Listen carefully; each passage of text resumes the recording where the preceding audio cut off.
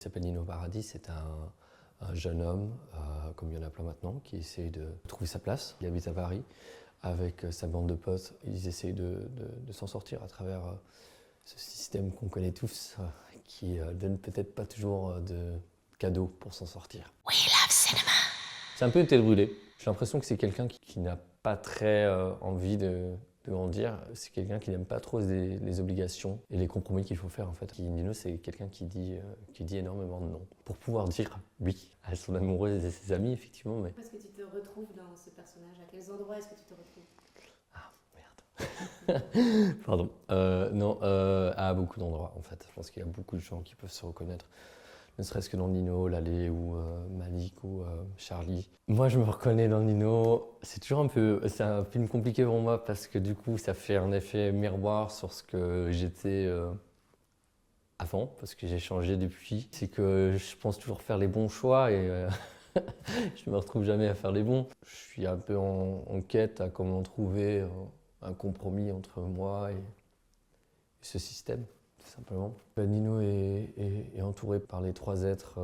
Ces trois êtres sont son moteur, qui le pousse à prendre les bonnes décisions, mais aussi les mauvaises, parce qu'en soi, c'est toujours pour qu'ils s'en sortent tous. Je pense qu'effectivement, ton entourage est quelque chose de super important, parce que moi, dans ma vie, je n'ai pas toujours fait les bons choix également. Parfois, on se retrouve à deux doigts d'être dehors, par exemple. Et à ce moment-là, c'est toujours bien d'avoir ce genre d'amis, en fait, qui acceptent qu'en fait, on évolue et on grandit dans la vie. Le rapport de Nino par rapport à la poésie, je pense qu'en fait de base il ne sait pas du tout ce qu'il veut chercher ou ce qu'il cherche dans sa vie. Je pense que de base il voudrait juste un endroit où il peut être lui-même avec ses amis et vivre en paix. Je pense qu'il aimerait se diriger vers quelque chose d'artistique. Je pense qu'il a pas assez de confiance en lui pour songer au fait que c'est ça qu'il voudrait faire. Je pense que c'est effectivement l'écriture qui le maintient, parce que même au jour d'aujourd'hui, quand on choisit l'art, c'est pour s'exprimer pleinement. C'est pas forcément quelque chose qui est servi sur une assiette devant nous. Enfin, il y a toujours des compromis à faire avec autre chose.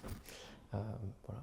Alors, les scènes de nuit, je les ai vécues de façon avec distance, avec du recul, et c'était un peu sur quelques points, une visite dans le passé. J'ai abordé cette première expérience vraiment en ayant la trouille de ma vie. Et comme Nino, en comptant énormément sur les gens qui sont autour de moi. Mais je l'ai abordé aussi en surtravaillant. J'ai d'abord beaucoup travaillé avec Laurent. On en a beaucoup discuté, on a fait quelques répétitions, on a fait une résidence dans le sud avec les autres comédiens et lui. Ensuite, j'ai fait un peu mon travail perso. Enfin, qu'est-ce que je pouvais comparer dans ma vie.